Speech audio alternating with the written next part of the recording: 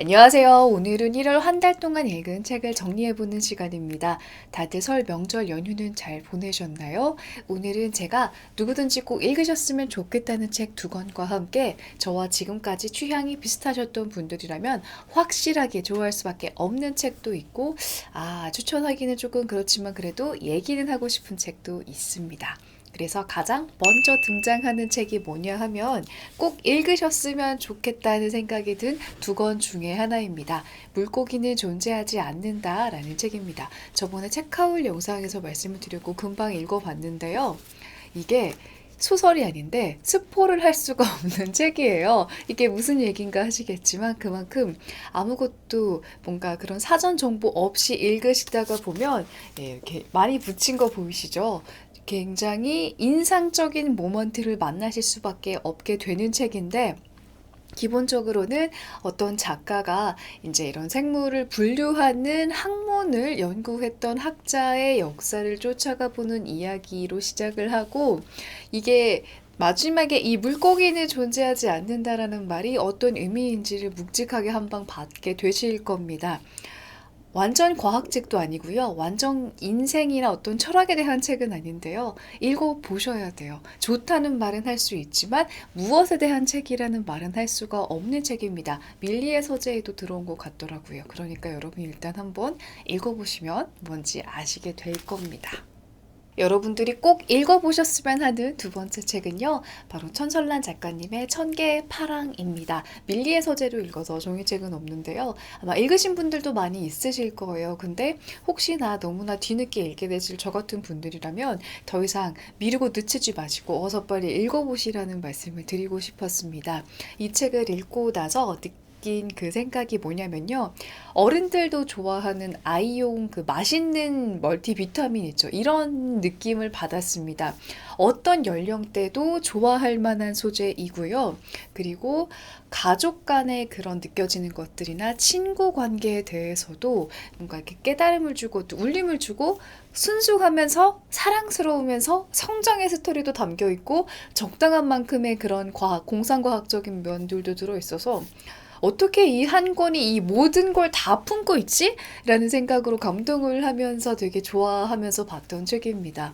사람의 마음을 가진 로봇이 말을 타는 기수가 되어서 말과 한 몸이 되어서 경주하는 즐거움을 느끼고 그러다가 낙마하는 사고를 당하게 되는데 이 사고를 당한 말도 기수도 모두 구하고 싶은 어떤 귀여운 자매의 이야기입니다.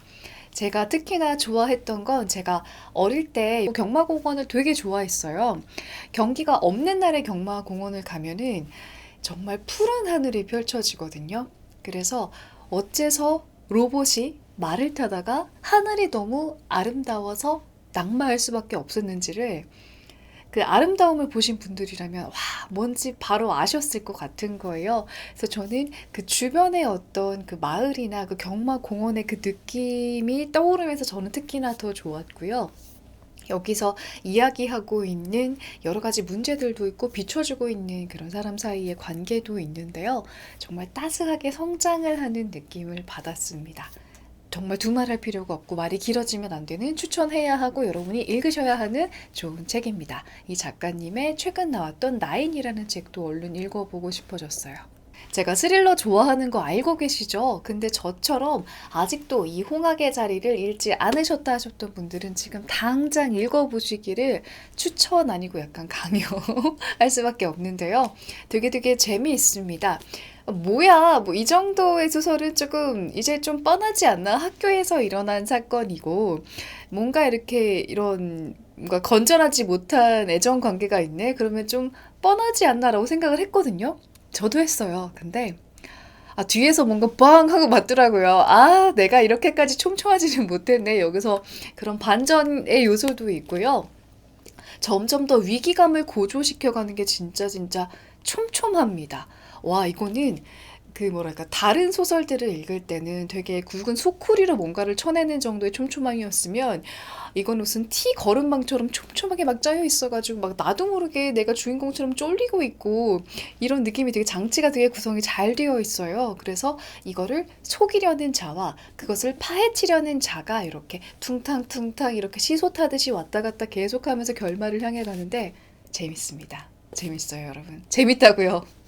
요리를 싫어하지 않는 30대 여성분들이라면 힐링받는 느낌으로 읽어보실 수 있는 에세이 매일매일 채소롭게입니다. 저는 도서관에서 빌려 읽었고 밀리의 서재에도 있는 것 같더라고요. 그래서 편하게 접근하실 수 있을 거예요. 주변에 이런 친구 하나 있으면 화상통화 걸어서 이 채소는 어떻게 사야 돼? 어떻게 다듬어야 돼? 이거 요리 어떻게 해야 돼?를 하나하나 물어보면서 그래서 오늘은 무슨 일이 있었어? 라고 서로의 안부를 물어보는 친구를 하나 얻은 것 같은 느낌이었어요. 그만큼 솔직하게 뭔가 자신을 보여주려고 하셨던 것도 참 좋았지만 채소에게서 이렇게 힐링을 받을 수 있다니라는 느낌을 충분히 따스하게 전달을 해줬던 책입니다. 저는 버섯 피클을 꼭 해먹을 거고요. 여기 책에서 보면은 이게 된장국을 끓여놓고 그거 식사 대용, 뭐 끼니 대용으로 따스하게 먹으면 되게 좋다라는 내용이 있어서 저도 한번 따라해 봤거든요. 저는 시금치를 넣고 된장국을 조금 묽게 끓여봤는데 이걸 준비하는 과정도 좋고 뭔가 집에 딱 필요한데 집에 와서 따끈하게 데워서 국만 이렇게 한 공기를 먹어도 그 따스하게 채워지는 내가 만들어서 내가 나를 채우는 그러한 만족감과 행복이 있더라고요. 그래서 조금 하나씩 실천해보고 싶은 채소를 가까이 두는 식습관에 대해서 이 공감대가 형성이 되는 어떤 나이대 분들에게 쏙쏙 와닿을 이야기와 자신의 이야기로 이제 정말 잘 만들어진 집밥 레시피 같은 에세이였습니다. 출판사에서 받아본 책인데 좀 가벼운 듯 하면서 다수에게 어필할 수 있는 힐링되는 책입니다. 도서실에 있어요 라는 책이고요. 다양한 연령대의 5명의 사람들이 어느 마을의 도서관을 찾아가서 특별한 사서에게 책을 추천받으면서 자기가 갖고 있던 인생 고민에 대한 해결책을 하나 둘씩 찾게 되는 그런 이야기입니다. 사실 요즘 이런 스토리가 많죠. 옴니버스처럼 여러 명이 등장을 하고 특정한 장소를 통해서 그 사람들의 고민이 해결되는, 그래서 독자들이 거기에 대해서 자기도 공감할 수 있는 만한 문제가 하나라도 있으면 해결책을 받거나 힐링을 하게 되는 책들이 많기는 많은데 그래도 적당한 재미와 적당한 요소가 있습니다. 되게 다양한 연령대라고 했잖아요. 뭐 백수도 나오고요. 워킹맘도 나오고 은퇴를 앞둔 50대의 이야기도 나옵니다. 그래서 이 중 하나는 당신의 이야기일 것이다. 의 전략도 잘 맞아떨어지는 것 같고요. 여기서 바로 해결책을 준다기보다는 연결고리가 되어서 직접적으로 성장을 좀 해결책을 찾아가는 이야기라서 더 좋았던 것 같습니다. 뭔가 되게 무난하게 누구에게나 선물하기 괜찮은 따스한 그런 소설책이었던 것 같아요. 박상영 작가님의 1차원이 되고 싶어도 재미있게 읽었습니다. 근데 유명한 작가님의 책이기는 한데 아직은 퀴어 소설이라는 것 그 자체를 재미로 즐기는 데는 호불호가 갈릴 수도 있다라는 생각으로 좀 뒤에 순위로 넣었는데요. 어떤 한 남학생이 이제 사춘기를 겪으면서 이제 알았던 그 사랑과 친구와 인간관계와 그런 것들이 성장하면서까지 어떻게 변해왔나를 다 담고 있는 내용입니다. 이 소설이 특히나 재미있었던 이유 중에 하나는 저도 이 소설의 주인공처럼 그 당시에는 그 외고 입시가 되게 한편으로는 유행이었거든요. 그래서 저도 부모님이 보내주신 학원에서 열심히 뭔가 지금은 기억나지도 않는 영어로 수학 방정식 풀기 이런 공부를 했던 기억이 나서 더 그런 문화적인 향수에 젖었던 것 같고, 와, 만화책도 막 무슨 나나 호텔 아프리카 그때 되게 유행했던 막 캔모아 가서 그네 타는 이야기 나오고 이런 거니까 진짜 시절에 대한 향수를 불러일으키는구나 하는 재미도 있었고요. 스토리가 흘러가는 흥미진진함도 있습니다.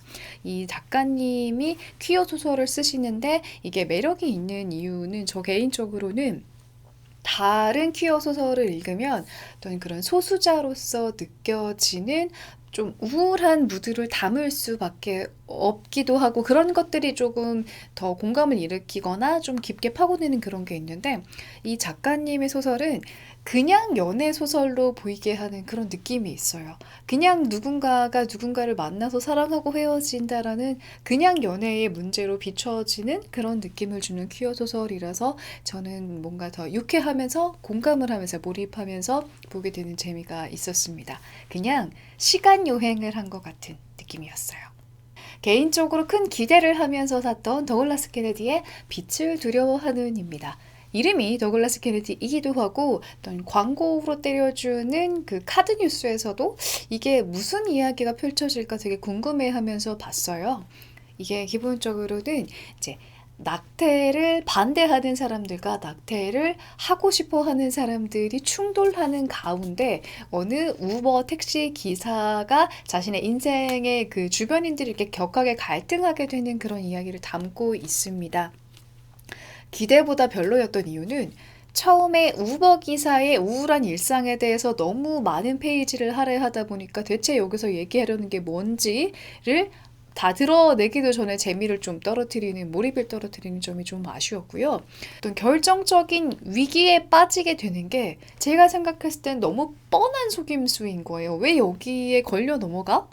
도글라스 케네디 이 정도로 약한 장치를 쓰던 사람이 아니잖아 라는 실망감이었던 것 같습니다. 여전히 대단한 작가 아니었다라고 생각을 하지만 그래도 저는 빅픽처가 제일 재밌었던 것 같습니다. 그리고 짧게 얘기하고 싶은 책들이 몇 개 있는데요. 위화의 인생입니다. 제가 작년 여름에 어디 서점 놀러 갔다가 제 생일이 같은 작가님의 책으로 이 위화 작가님의 인생이 들어있어서 이 겨울에 다 읽었는데요. 세옹지마를 소설로 다 풀어냈습니다. 중국 현대사의 격동의 시기를 어느 한 할아버지의 인생을 통해서 기구하고 뭔가 모든 걸 다 담아냈어요. 그래서 읽다 보면 나도 모르게 힘들어지거든요. 아, 사람이 이렇게 힘들게 기빨리면서 살 수도 있구나가 있는데 중국 현대사를 더 아신다면 더 뭔가 시대의 아픔이 한 명의 그냥 개인 사이로 이렇게 들어왔구나라고 하는 것을 느끼시면서 읽으시게 될 진짜 인생이 정말 이렇게 흘러가시는 분의 이야기입니다. 이 책은 출판사에서 받아본 책인데요. 빼어나고 위대하다고는 할 수 없지만 적당하고 적절한 자기계발서였던 것 같습니다. 이 책 고르고 고른 말은 제가 좋아하는 웹툰 작가 루나파크 작가님의 에세이입니다. 다 읽으면서 나도 이런 친구 갖고 싶다라는 느낌을 했어요. 그래서 30대 중반 정도 되신 분들이라면 되게 공감하실 만한 이야기가 담겨 있습니다. 재미있었어요. 제목이 오늘은 예쁜 걸 먹어야겠어요라서 다정한 매일매일처럼 소설가의 빵이나 맛있는 거 먹는 이야기일까를 기대했는데 나는 내가 좋고 싫고 이상하고랑 비슷한 결이에요. 이분의 일기인데요. 내가 이분의 이렇게까지 깊은 은밀한 얘기를 내가 알아도 되나라고 살짝 물러나게 됐다가 그래도 이런 얘기까지 풀어내는 분의 이야기니까 궁금해서 다시 한 페이지를 넘기게 되는 덮고 넘기고의 밀당이 있는 그래서 좀 호불호가 갈리지 않을까 싶은 진짜 그야말로 날것의 일기장 에세이입니다. 1월달 독서 정리는 여기까지고요. 제가 따로 공지를 올리겠지만 2월달에 온라인 북클럽은 위대한 개츠비를 함께 읽어볼 겁니다. 재미있게 영상 보셨다면 구독하기랑 좋아요 누르는 거 잊지 마시고요. 우리는 자주 만납시다. 안녕!